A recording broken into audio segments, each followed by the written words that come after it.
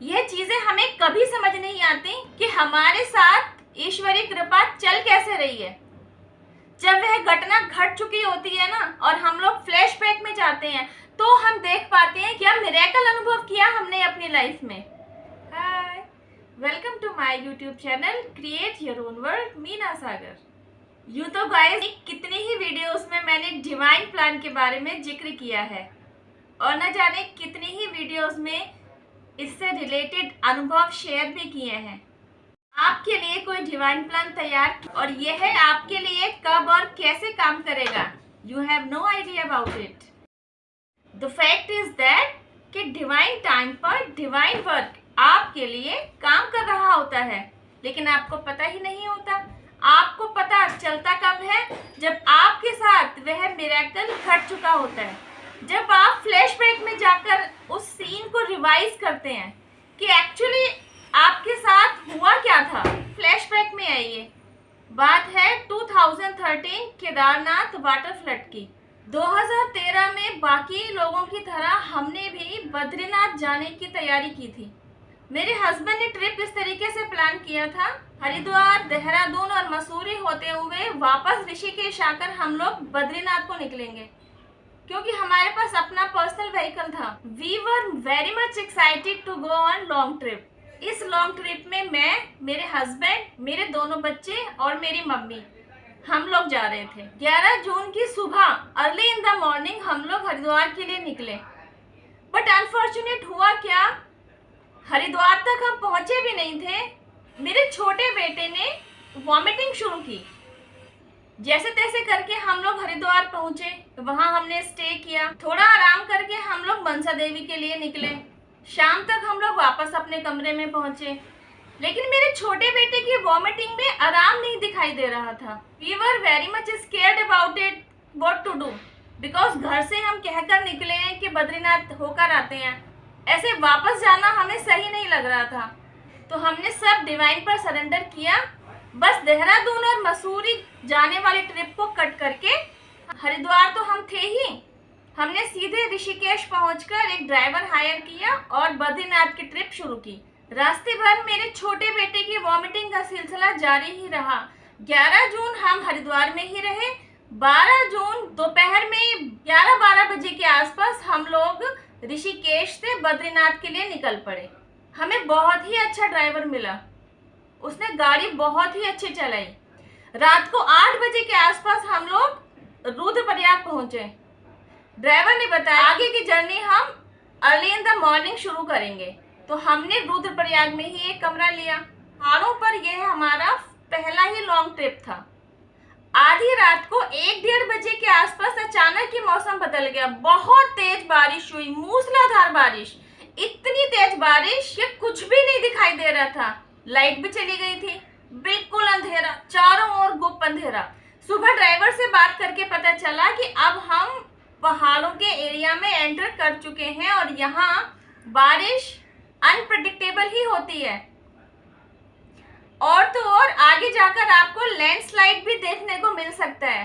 रास्ते भर मेरे छोटे बेटे की वॉमिटिंग का सिलसिला भी चालू रहा। सी, वॉमिटिंग कर करके मेरे बेटे का चेहरा कितना उतर गया।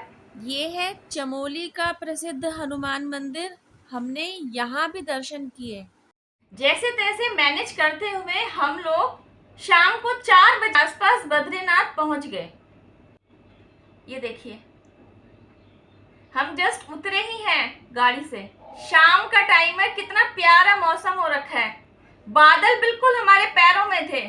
बहुत ही अमेजिंग मोमेंट था जो हम लोग देख रहे थे, फील कर रहे थे अपने साथ, और हमें यह नहीं पता था कि आगे क्या होने जा रहा है। ये देखिए बद्रीनाथ, बद्रीनाथ से बिल्कुल नियर अबाउट। बहुत ही अच्छा कमरा मिल गया। थोड़ी देर फ्रेशन अप होकर हम लोग बद्रीनाथ मंदिर पहुंचे। पहाड़ों पर मौसम को आप प्रेडिक्ट नहीं कर सकते, कब में धूप है कब में बारिश है, और बारिश भी ऐसी मूसलाधार बारिश। अब तक हमने बद्रीनाथ में अच्छे से दर्शन कर लिए हैं। यह शाम को ली गई फोटो है, क्योंकि हमें पता था हम लोग बद्रीनाथ पहुंचे हुए हैं। We were very much excited to go there once more. तो हम लोग रात को एक बार फिर गए दर्शन के लिए। और यह पिक जो आप देख रहे हैं, यह रात को ली गई पिक्चर है। कितना प्यारा चमकता हुआ दिखाई दे रहा है ना बद्रीनाथ। 11 जून को हमने हरिद्वार में स्टे किया, 12 जून को हमने रुद्रप्रयाग में स्टे किया, 13 जून को हमने बद्रीनाथ में स्टे किया, 14 जून अर्ली इन द मॉर्निंग हम लोग वापसी के लिए निकल पड़ते हैं। सी, बद्रीनाथ से अब हम वापसी कर रहे हैं।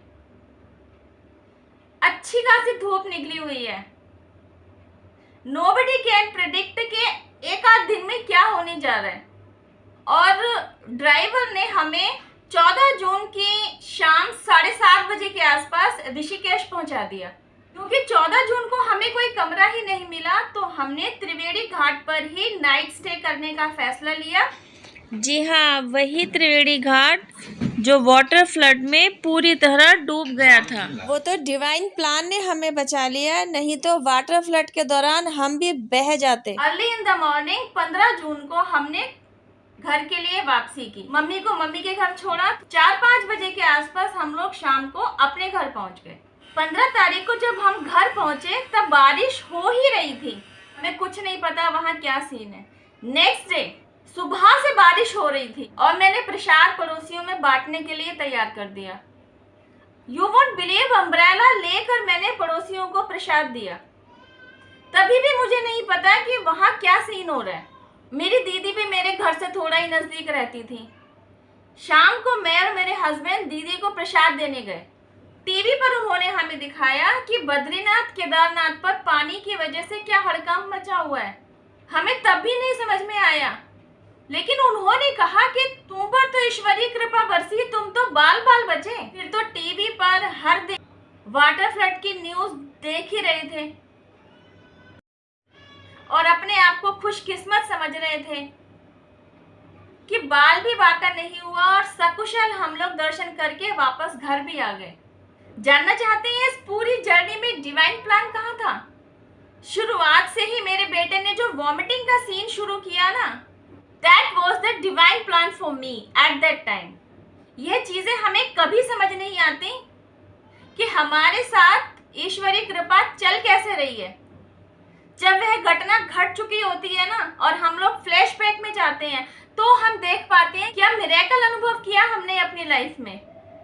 ऐसे ही न जाने कितने डिवाइन प्लान हमारे आपके लिए हमेशा तैयार किए जाते ही रहते हैं, लेकिन हम समझ ही नहीं पाते।